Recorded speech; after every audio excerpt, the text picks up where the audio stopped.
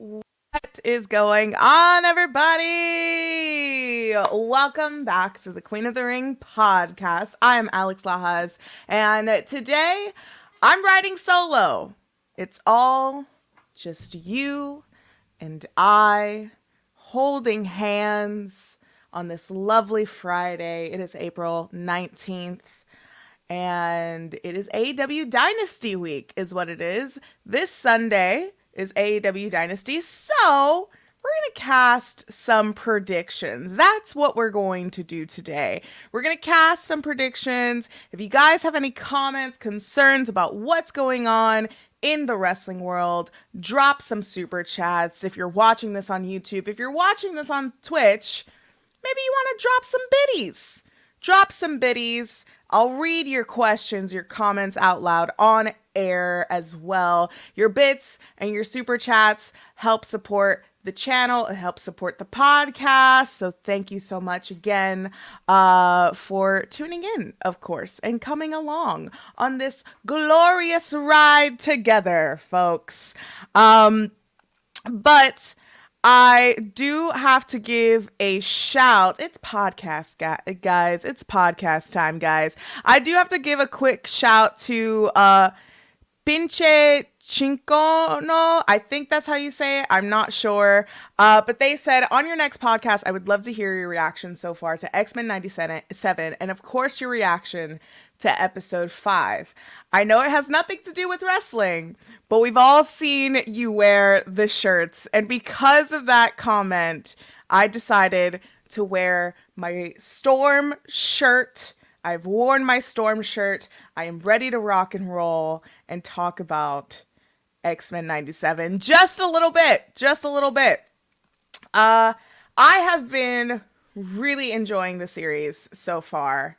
We have talked about it on Twitch every Thursday, twitch.tv/Queen of the Ring. When we are watching Lucha Underground, before we watch Lucha Underground, we watch, or at least we talk about X-Men 97.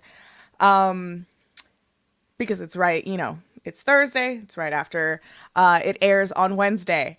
I saw this week's episode. Really great episode.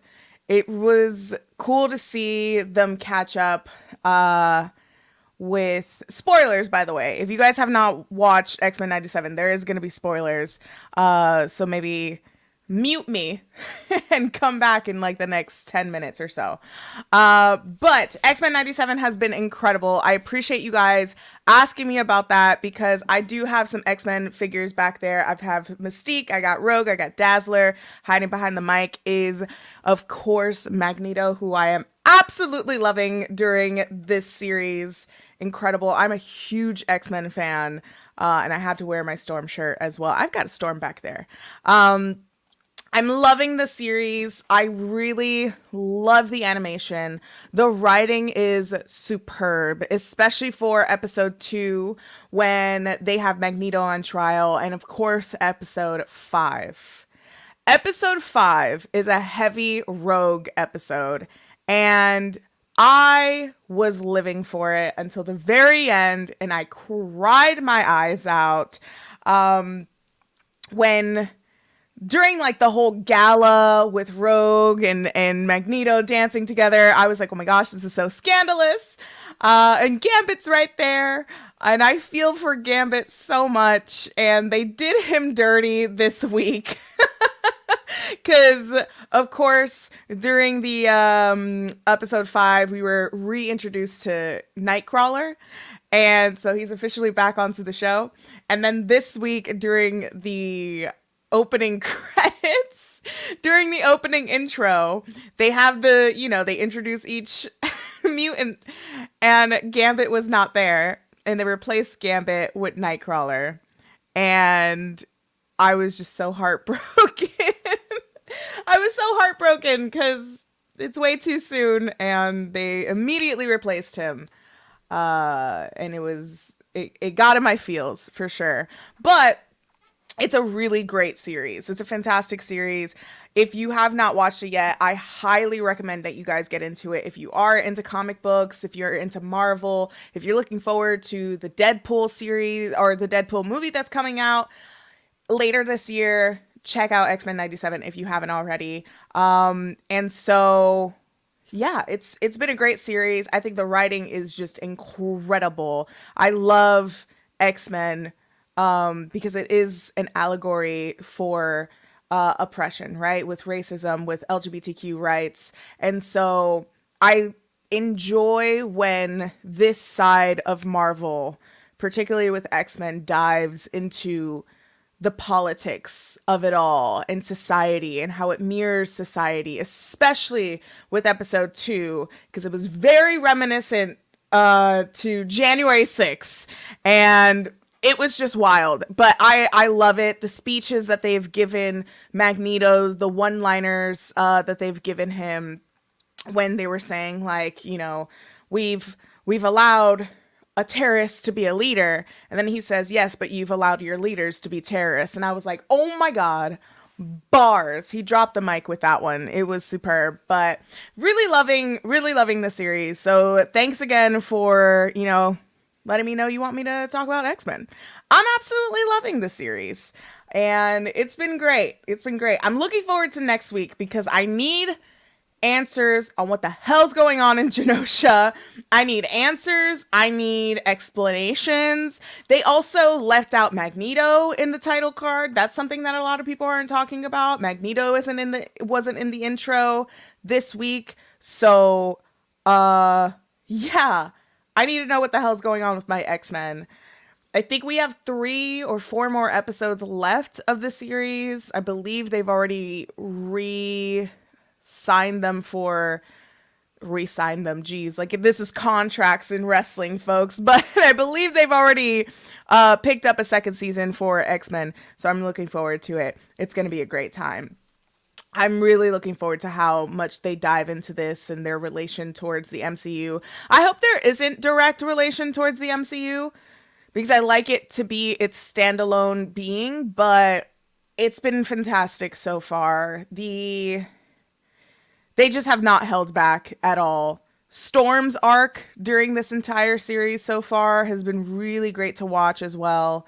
And I'm loving it. I hope it wins awards this year because I think it deserves to win some awards.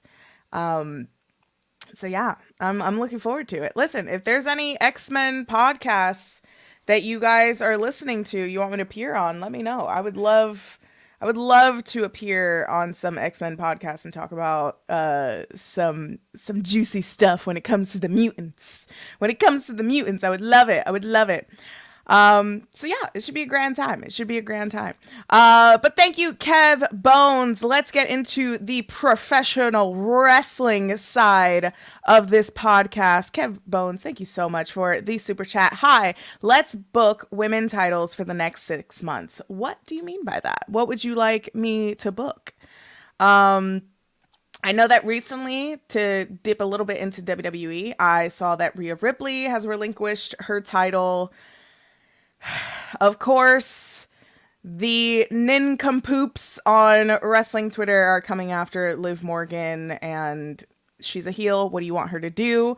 She didn't injure Rhea Ripley. I think it was just a freak accident, but Rhea Ripley relinquished her title, and I don't know how to feel about the criticism that people are giving, at least like WWE standpoint, with Rhea Ripley, because Seth Rollins was injured going into WrestleMania, and it's WrestleMania. Like, they weren't going to take the title off of him due to an injury unless it was a very severe injury. So they weren't going to do that with him. But with Rhea Ripley, it's understood. Like, I think you're damned if you do and you're damned if you don't, because wrestling fans are fickle as hell. So if she would have kept the title, fans would be complaining that they should get it off of her. But she is a good in-ring, or rather an on-TV character. Like, she's a good character. So for her to still be injured and still carry the title, she could do a really great job with it.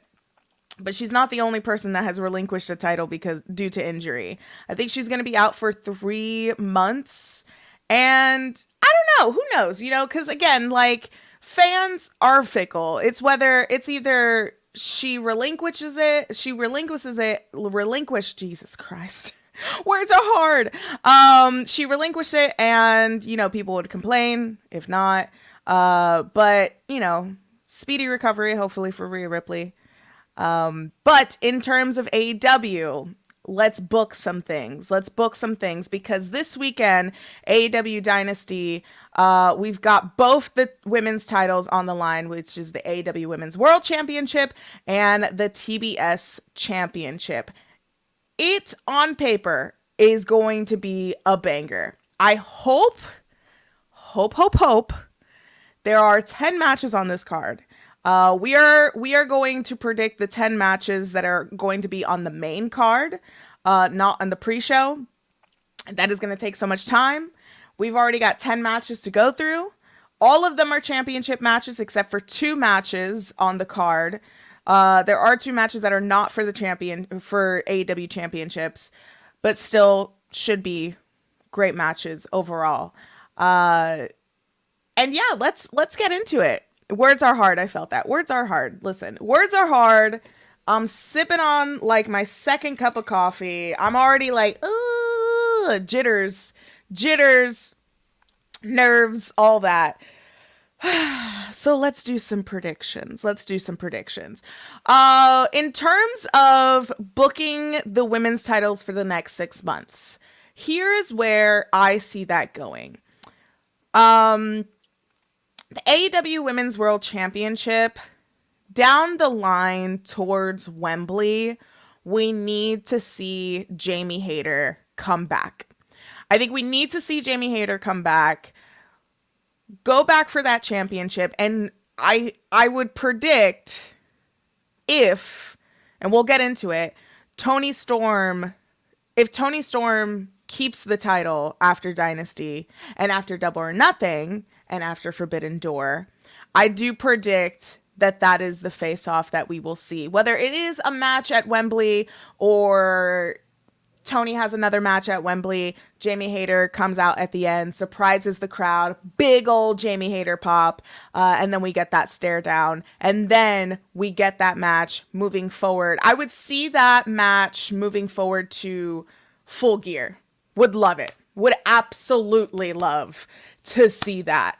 Gosh. And that's the thing, is that like Toni Storm is a totally different character to what she was in the Outcast, or during last year's Double or Nothing, taking that title away from Jamie Hayter. There's a story there. There's a really good story there that you could play around with. That's the future of where I see the AEW Women's Championship moving forward. With the TBS Championship, I feel some type of way, because, and it's a good thing. And what I have to say about the TBS Championship is really going into my prediction of that match. So let's dive into more of the predictions. I want to get into the women, not at the top of the show though, because I want to save some of my comments about the women, some of my predictions on the women. I do want to save it. So let's just get into this show. Let's get into the predictions. So, the first match that we have on here is AEW Trios Championships and the Ring of Honor 6-man tag championships. That is what we're having. They are combining it, I believe that they are, but we've got the Acclaimed, which is Anthony Bowens and Max Caster, and Billy Gunn with the Bullet Club Gold, in which I have been really loving Bullet Club Gold so far. I love what they're doing. I've really grown into Jay White. He's grown on me. Because the Gun Boys, the Ass Boys, I can't really say. They're just kind of there in a good way, though. I like them, but with Jay White, I had such personal major beef with Jay White, because I loved Kenny Omega. I still love Kenny Omega, but I love Kenny Omega in New Japan. And when Jay White took that IWGP US title away from Kenny Omega, I was like, I absolutely hate you. His match, I believe it was at the San Francisco show in New Japan, I forget the name of that show. It was the same show where Hiromu broke his neck, but he was attacking JR. And Jay White is just a little shit. And I love it. Before, I did not, I despised him. But what he's doing on TV right now, Resurgence, thank you. But what he's doing on TV right now, I really, really like. And I think with these trio titles, Bullet Club Gold can do a lot more entertaining stuff. For me, the Acclaimed, I want something to mix up with them. I want something to mix up with them. I think they should branch away from the trios division, because for me, the Acclaimed is always Anthony and Max. And so they are the teams that I care about the most. Billy Gunn is great. Don't get me wrong. As a mentor for them, fantastic. But there's just something about the Acclaim that they've kind of lost the juice for me a little bit. So I want to see them branch away from the trios championships, maybe dive back into just a plain old 2-man tag division, or maybe separate them. That might be controversial. But my prediction for this is Bullet Club Gold is going to win. They're going to take those titles. But now we have one of our first non-title matches for the show. And that is Adam Copeland and Eddie Kingston and Mark Briscoe teaming up. How wild is that team up, by the way? Absolutely random. Show me that actually a year from today, or a year before last year today, especially after WrestleMania. Show me that and I wouldn't believe you. I'd be like, what are you talking about? And that's the thing about AEW that I like. AEW is a fantasy factory and I love it. There's so many matchups that I would not even predict to be seen outside of a WWE 2K New Legacy Inc. tournament 10 years ago. Wouldn't even imagine to see this. And this is one of those matches. So it's Adam Copeland, Eddie Kingston, and Mark Briscoe versus House of Black, which is Malachi Black, Brody King, and Buddy Matthews. This is a really random match. But I see House of Black winning it. I think that they need a win. They need to pick up some more steam, some more momentum for them. I see them winning. Although Eddie, Adam, and Mark, I really want to see that chemistry. Like Eddie Kingston and Mark Briscoe teaming up makes sense, right? It's like they're the same demeanor. Adam Copeland joining in on it. It's just so random. I need to see, but here's the thing though. If Adam Copeland is going to team up, especially with Eddie Kingston, he has to come out in Tim's. He has to come out in Tim's. I don't make the rules. Okay? Adam Copeland needs to come out in Tim's. Listen, I know they're in St. Louis. Get him a chopped cheese. Get him a Yankees jersey. I need to see it. That's my prediction for this match. That is my prediction for this match. I want Adam Copeland to come out in Tim's with Eddie Kingston and Mark Briscoe. But I see House of Black taking this win, hopefully. The entrance for House of Black is going to be phenomenal for this match as well. So looking forward to it. Then we have the FTW Championship, which is Hook versus Chris Jericho, and it is the FTW rules match. There's some rules, there's some stipulations to this match. What do you guys think about this? There's been heavy, rightful criticism with Chris Jericho being involved with some of the younger talent and how he is uplifting younger talent. I don't think so at all. I think he holds back some of that. I think he holds back that talent. It's just, there's something about it where, I don't know, man. This is a match that probably could have just been on Dynamite. I hope that I want Hook to win. I would definitely predict that Hook would win. But Yeah, this is definitely a match that no one really asked for. I would love to see Hook win this and advance further on. Give Jericho some time off. Leave him on the payroll. Leave him on the payroll. Give him the money that he's receiving when he's on TV. Let him go tour with Fozzy. Listen, Chris Jericho, I'm just going to say, do a world tour with Fozzy. I think that's what your people have been asking for. I think that's what your people have been asking for. Do a world tour of Fozzy and just go out and do that for like a really long time, a year. Your people have been asking for it. But I am predicting, because I want for Hook to win this, but I see some fuckery and shenanigans happening, and I can definitely see them putting that FTW title on Chris Jericho. How would you guys feel?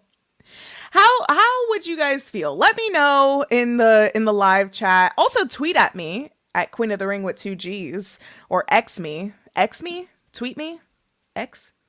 I say tweet. I don't say X, but let me know how would you feel if Chris Jericho won the FTW championship? Now, I will say the FTW championship gives me the FTW championship to me is like the Stone Cold Steve Austin championship from back in the day, the Broken Skull championship, where it's like that's just a specific wrestler's championship, right? That's Hook's title. Do you get what I mean? And so for someone else, like when it was on, the only person that it really worked on, I think, that championship was Ricky Starks. But that's because Ricky Starks is incredible. I love Ricky Starks. He can do no wrong in my eyes. But he's the one that carried that title the same way as I see in the light of Hook. Chris Jericho having that title, I just feel like you're just giving him anything he wants. Yeah, this is just a title nobody really wants. This is, I don't want to say that because that's just too mean. But I'm rooting for Hook. I'm rooting for Hook with that. But yeah, we'll see how that plays out. I feel like that match I might be rolling my eyes at the hardest. No tea, no shade on Hook, but it's your opponent, really. AEW International Championship. We got Roderick Strong versus Kyle O'Reilly. This match, I don't think anybody is talking about this enough. This is going to be a sleeper for this card. Roderick Strong versus Kyle O'Reilly in AEW. The history that they have between each other with Undisputed Era, now venturing off to a new promotion and having Undisputed Kingdom. This is the match that I don't think a lot of people are talking about, that this is going to be a banger. Of course, we've got other matches on the card that we're going to get into that on paper is just phenomenal, dream matches. But this is the match where there is so much history between the two. Kyle O'Reilly is officially back, and I'm excited to see the quality of this match. This one, for a winner, we're all winning. We are all winning with this match. But in terms of who's taking that AEW International Championship, would love to see that on Kyle O'Reilly. Would love to see it on Kyle O'Reilly. I think Kyle O'Reilly could do as good as a job as Orange Cassidy was doing with that title. I could see Kyle O'Reilly winning that title and having those opening or closing matches every single week on Dynamite, even Collision. I would love Kyle to win that one. This is the match I think is the one I'm looking forward to the most. I'm always looking forward to the two women's matches, of course, or, a women's match just in total of AEW. But this one, for me, right now, Julia Hart, Willow Nightingale, that's the one I'm number one looking forward to. Toni Storm, Thunder Rosa, of course. And this is an immediate third. Roderick Strong versus Kyle O'Reilly. Listen, I was a huge Undisputed Era fan. So to get this match again in the year of our Lord 2024, I'm all about it. I am all about it. Really excited to see that. It's gonna be a banger. Oh my God. Like I said, the winner of that match are the fans. We're going to win. But let's move on. We've got our first women's TBS championship, our first women's match, TBS championship, Julia Hart as champion going against Willow Nightingale. And this is a house rules match. So what this means is there are 20-second countouts instead of 10. The disqualifications are enforced with no rope breaks. And then there's a dealer's choice where the challenger gets to set one stipulation. Now, with this story going into the match, we've got Julia Hart possibly attacking Mercedes Moné. Lights were out. We do have Mercedes Moné heavily involved within this feud, and the winner of this match will face Mercedes Moné at AEW Double or Nothing. So, with that being said, Willow Nightingale is taking this title. Willow Nightingale is taking the TBS championship, and she is going to face Mercedes Moné. There's the actual story there. You know, Mercedes, when she got injured last year, it was in a match with Willow Nightingale. There's a story there. There's history there. With Julia Hart, she deserves so much credit for carrying that TBS championship the way that she has for the last few months. She has done an incredible job, and I think the TBS championship has really helped elevate a character that she was already dominating on screen to begin with. But with this, it's interesting because some people think that Willow Nightingale is going to turn... Listen, Willow Nightingale is the baby faces of all baby faces when it comes to AEW. It is undeniable to love you just can't not love Willow Nightingale. She always puts a biggest smile on my face. And with Willow leading into Double or Nothing, I think winning her first TBS championship, I can see something along the lines of, you know, Willow winning it, Mercedes comes out, Mercedes gets the heel turn. I would love Mercedes to get that heel turn. I want to see her compete in the ring again, and I think leading into this, it is reminiscent to the heel persona that she was attached to with NXT, in terms of you have this mega baby face in this company, someone who everyone is rooting for. And I think Mercedes to slide into that role again would help that feud moving forward at Double or Nothing. I think it could help Willow Nightingale. I think it could help Mercedes as well. But with the addition of Mercedes, it just, for me, I want to see more other than this is the match going into Double or Nothing. It would be amazing if Mercedes did put over Willow at Double or Nothing.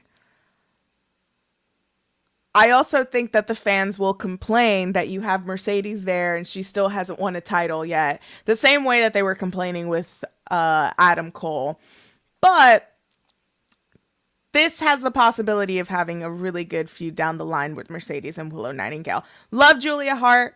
I don't think Julia is going to win this. I think moving forward, we're going to get Willow Nightingale and Mercedes with a championship feud finally, because we kind of missed out on that, you know, with the New Japan Strong Women's Championship during that tournament last year. So Willow's going to take it this weekend, and we're going to get that feud leading into Double or Nothing. I'm looking forward to that. That's the one that has to be at Double or Nothing. To me, Double or Nothing, AEW's pay-per-view of Double or Nothing is their like grand pay-per-view. It is their number one pay-per-view, right? Because as a company, that was their first big pay-per-view, Double or Nothing in Las Vegas.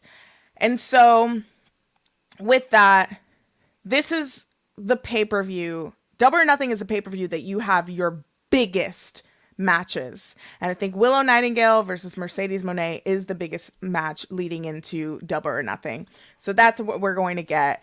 Willow Nightingale is going to win this. Please, for the love of God, give them some time. Tony Khan, I know you love to book these long ass pay-per-views, and I know everybody in media, listen, it's a running joke in wrestling media that when there is an AEW pay-per-view and you're there live and you're going into the media scrums, you are not going back to your Airbnb, the airport, or your hotel till like 3, 4 in the morning. It is a running joke, and I think we could all agree, but I hope that they give them time, dude. I hope that they give him some time. We'll have to see. We'll have to see. This is the match where you have to let them breathe into just, I don't know, just give them time. That's it. I would love to see this match go on for, close to 30 minutes. We'll see. We'll see how it goes. But just give him some time, Tony. Give him some time, all right? Gosh. Anywho, let me know, guys, what your predictions are so far. We've got 1, 2, 3, 4, 5 matches. We've gone through 5 matches so far. What do you think? What is the match that you're looking forward to the most? What are your predictions? Which titles do you see changing hands? Let me know in the comments. Let me know in the super chats, your bits, of course. All of those help support the channel. And of course, if you guys haven't liked the video, if you're on YouTube, give it a thumbs up, guys. It helps me get into the algorithm. We can get more wrestling fans here. Good wrestling fans. Moving on. We've got AEW Continental Championship. Kazuchika Okada versus Pac. And this is Continental Rules match. This should be a pretty good match, I think. Should be a pretty good match. All Continental title matches are contested under Continental rules, meaning any outside interference is met with strict penalties. This is gonna be a banger. This is the one of the 2 matches that are on this card that I think is just foaming at the mouth professional wrestling glory, honestly. I think this is going to be such a great match. Pac has done such an incredible job putting on some classics on AEW so far. And Okada, he is just, he's fresh into the game when it comes to AEW, finally being signed to AEW. I'm liking what he's doing so far. Okada has to win. I think Okada has to win. But funny enough, Pac and Okada, I believe from what I was reading this morning, they are 2 individuals that have the same accolade under their belt, which is Okada is the first 2-time IWGP champion. And what I believe, Pac is the first double champion in AEW history as well. That's really good, status to go into with AEW or in this match. This is going to be a banger. But I see Okada winning. I don't see Pac winning. Pac, I would love to win, but Okada, he's got to win. This Continental Championship, though, how do we feel about that? How do we feel? I think he has to keep it. He just got it, so I think he has to keep it. But for me, I don't like Okada holding the Continental Championship. This match could be perfectly fine as just a match. I don't think that this match needed a title. I don't even think Okada needed a championship going in directly into AEW. Like, he just got here. He's only been here for a month, right? And maybe 2 months, but he just got here. I think throwing a title like the Continental Championship on him, I think is way too soon for someone like Okada that is, you know, an incredible IWGP heavyweight champion. He has held that title for 720 days. I just feel like he is so prestigious as a talent where to give him the Continental Championship, to me, in my eyes, just does not make any sense. That title doesn't feel like anything. There are like, it's not the first title. Like I'm not gonna really get into it, but this title just doesn't hold much value in my eyes, coming from a tournament that was a great tournament that Eddie Kingston won. But this match doesn't need a championship. I don't care about what changes hands in terms of this match. Okada winning that title, Pac winning that title. I don't think either of them needs the titles, but I think with that, it should still be a good match. However, this is a match that, again, doesn't need a title. It just needs to be a great, fantastic brawl. And I think that we are going to get that. But, again, we're gonna have to see where this leads. But I think this will be great. Hello, Raiders, guys. Anyone that's listening to your ear biscuits on a podcast, hello. On Twitch, we've got some Raiders. Welcome in, Raiders. We are discussing AEW Dynasty. We are going through our predictions. If you are a wrestling fan, professional wrestling fan, this is the perfect spot for you. Welcome in, guys. Thank you so much for the raid. Let's continue on. We are setting our predictions for AEW Dynasty. We have got quite a few locked in predictions so far. We've got 4 more to get to. This next one, there's some controversy going into this next match. It is the AEW Tag Team Championships. It is the Young Bucks, Matt Jackson and Nick Jackson, your EVPs, versus FTR, Cash Wheeler, Dax Hardwood, in a ladder match. I want to know what you guys think about this match with the footage.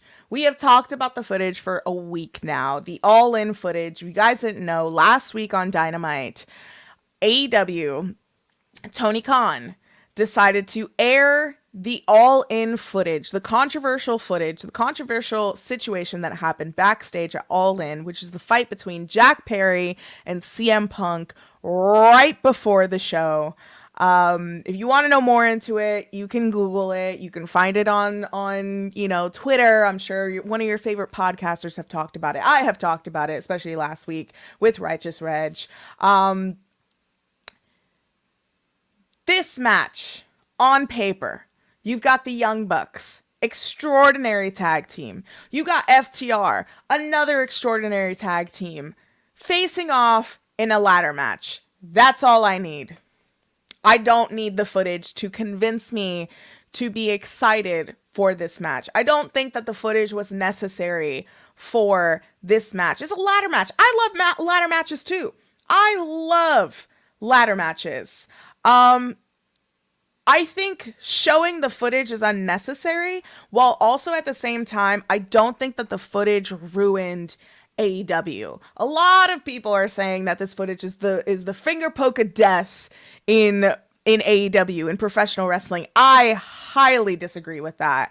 I don't think that that's the case. I think if you're rooting for AEW's downfall with that footage, you are a moron.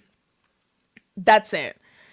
AEW needs to exist within the professional wrestling atmosphere because it is an alternative for a lot of people. And I like that AEW takes chances. They take risks.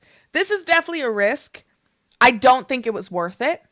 I think it didn't help the Young Bucks. I don't think it really helped. It helps FTR. It doesn't even touch FTR, really.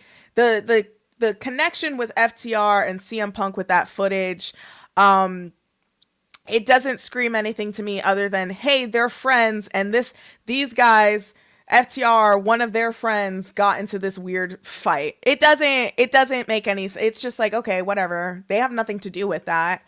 They weren't in the footage. They didn't hold CM Punk back, and the Young Bucks weren't in the footage as well.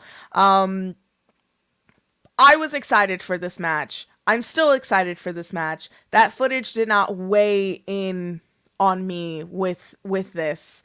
It was just unnecessary. However, I don't think that it is overshadowing this match. I think it is a hot topic. The all-in footage is a hot topic for a week, and that is it. Everyone got their, their rocks off with their podcasts, with their YouTube channels, with their TikToks, with their reels on Twitter, on Facebook, of how they feel about the all-in footage. And now we can move on and enjoy this match. This is going to be a great match. When have you ever watched a Young Bucks ladder match and thought this match sucked? And if it did, maybe it was an off day for both of the boys. But FTR and the Young Bucks, they had an extraordinary match at All In. And I get that, this is a rematch from All In, having the All In footage be, a part of this match. I get it. Like, I totally understand it, but I don't care. As a viewer, I can care less about that footage involvement with this match. What I care about this match is that these 4 individuals are fantastic talent within this company. They are fantastic assets to the tag team division, and that is all that I care about with this match. I want to see who wins. Again, this match is another match where the fans are going to win. This is going to be a banger. This match is going to go on for a while. I know that, but it'll be worth it. Who I want to win, I see the Young Bucks winning. This is, Sting and Darby Allin did vacate the title, so we're going to get brand new champions. Both teams are going in, hoping to win the gold, hoping to walk out with the gold. So they did face off in a tournament. They finally advanced to the tournament. This is the final. So one of them will be crowned the AEW Tag Champions after it has been vacated. So I can see the Young Bucks winning that. And with what they're doing with the EVP characters right now on television, I love it. I love what Okada is doing. Okada has really adapted to the American style, the American television style, him being Continental Champion. I know that we just finished saying like that championship doesn't really hold any weight.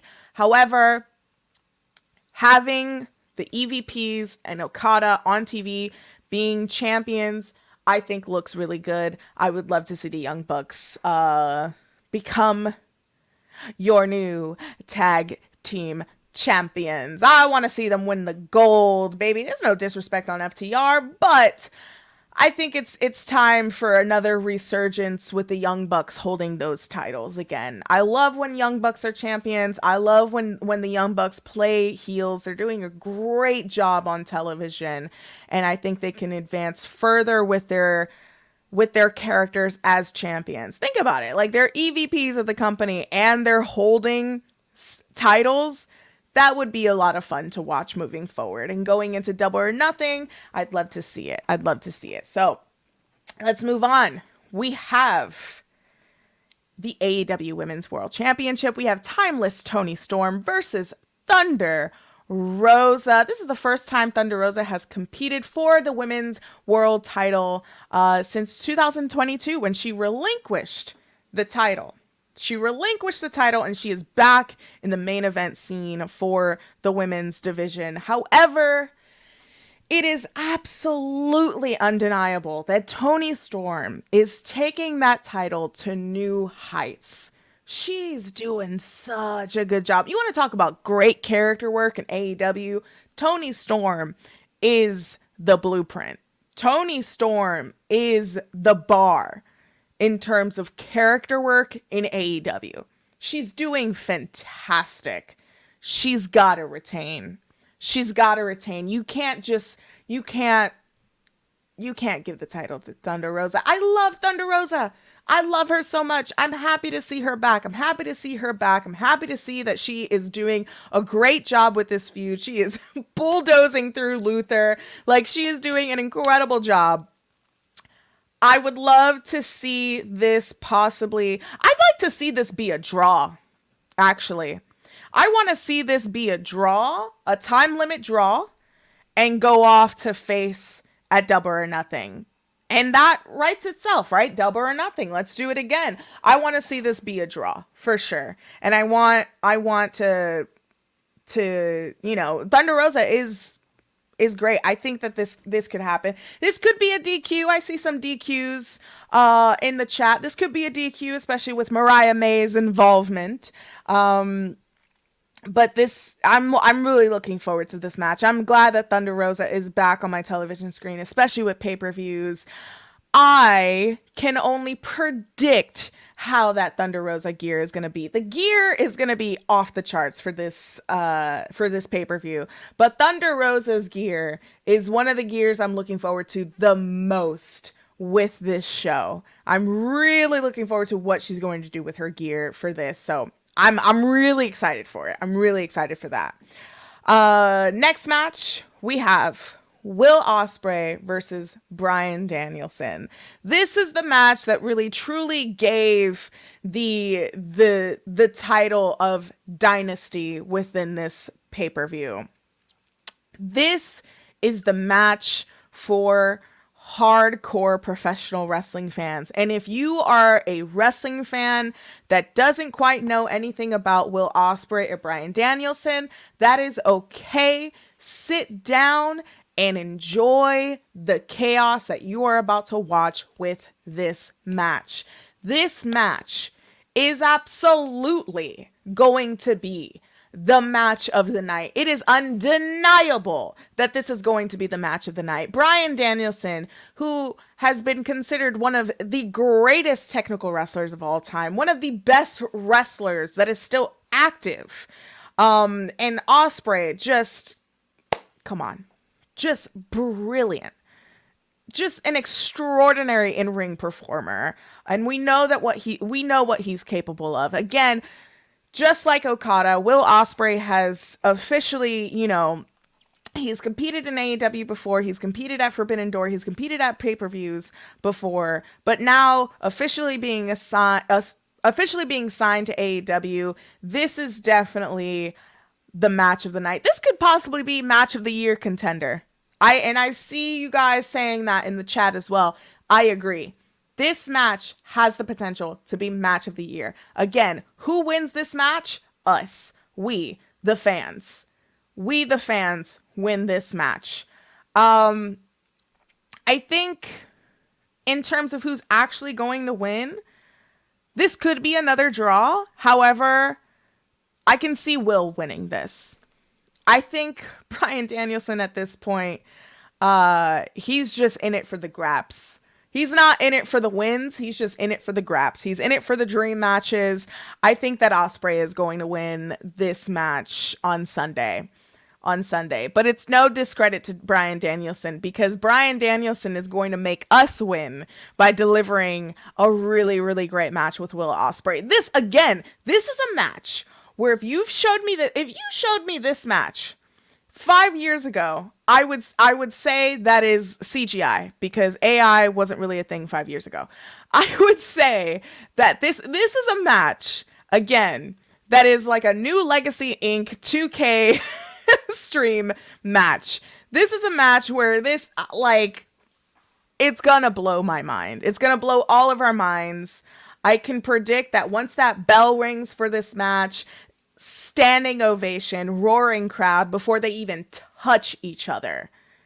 That's what this match is going to be. It's going to be a good one. Really looking forward to it. Really, really looking forward to this match. And now, last but not least, we have our final match, the main event, the AEW World Championship. We've got the champion, Samoa Joe, versus Swerve Strickland. There is no back and forth with who is going to win this. It has to be Swerve. it has to be Swerve Strickland. You have to listen to the fans every single week. When he's saying whose house, Swerve's house, it gets louder and louder and louder. Swerve is the rising star in AEW that needs to continue the momentum with a world championship. Could you imagine Swerve going into Double or Nothing, going into Wembley? He has to hold that title for a long time. He has to. He is the hottest thing in AEW next to Tony Storm. Honestly, next to Tony Storm, he is the hottest thing happening in AEW. He needs to win that title. Is it going to be a great match? Of course. We got Samoa Joe. We got Swerve Strickland. He is doing phenomenal work in AEW. He just got off an incredible feud with Adam Page, with Hangman Adam Page. This has to be a bloody fight. I think every Swerve Strickland match has to be brutal, because that's what he is. That's his character. It's brutal. Dude, the jump off that he did on Wednesday, where he got on the top rope, top turnbuckle, stomped on the security outside of the ring, and just faced off against Samoa Joe, was chef's kiss. He is someone I believe is a generational talent when it comes to what he represents and how he is pursuing his character on television. You don't see a lot of people like Swerve Strickland killing it the way that he is. And I've been going back and watching Lucha Underground when he was Killshot. Night and day, honestly. He's always been an incredible performer in ring. Always had the in-ring skills. But in terms of like his growth as a performer, his growth as a professional wrestler, incredible to see him from Lucha Underground as Killshot to where he is now as Swerve Strickland in AEW. You have to throw that title on him. And I don't know how you would do it in terms of this match. Like, is it a squash match? Is it something that goes the distance? Either way, you gotta listen to the fans. You have to do that. I could see Hangman possibly getting involved at the end of this match. I don't want to see that. I want us to separate Hangman just a little bit, especially for this night. And I think maybe, I think you separate them. You just leave it as Samoa Joe and Swerve Strickland, right? You have that. Swerve wins at the end of the match. Throw in some confetti. Why not? Then when we go into AEW Dynamite, Swerve opens the show as champion. He comes out. Everyone does the dance. Everyone sings, Swerve's house. He puts the mic to his mouth. He's about to talk. Hangman Adam Page's song hits. That's how I would predict moving forward, where we're going with Swerve, where we will be at Dynamite. And I would like to see Swerve Strickland finally going against Adam Page for the AEW World Championship, and he demolishes Hangman at Double or Nothing. That is how I see that moving forward. Who would be next for Swerve going into Forbidden Door? I mean, if we have Mox as IWGP champion and Swerve as AEW World Champion, I would like to see champion versus champion. Not put the championships on the line. I don't think so. I don't think that would happen. But for Forbidden Door, that would be a really great match. That would be a really, really great match. And you have two individuals that are the biggest stars in AEW, and that's Swerve Strickland and Jon Moxley. It is undeniable that Jon Moxley is the ace of AEW. And I think that Swerve Strickland has the opportunity to become the ace of AEW as well when he is world champion. And that's what I want to see. Going into Wembley, if Swerve is world champion, who do you guys see him face off against? I'm not sure with that. I don't know who I would see. Maybe you would do another rematch with Paige, or maybe you give that a rest or a Double or Nothing.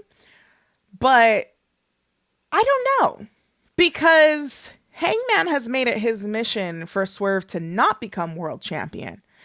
So that's why I could see him interrupting a segment at Dynamite after Dynasty with Swerve, going on to Double or Nothing. And then when Swerve wins, it's the end of that.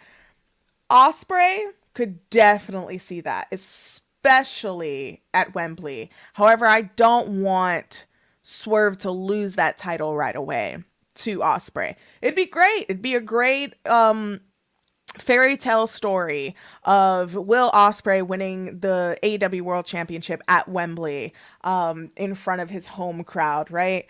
But I don't want Swerve Strickland to lose that title yet. Like, I want to see him hold that title till maybe World's End. But he's a really hot act in AEW, so I don't know.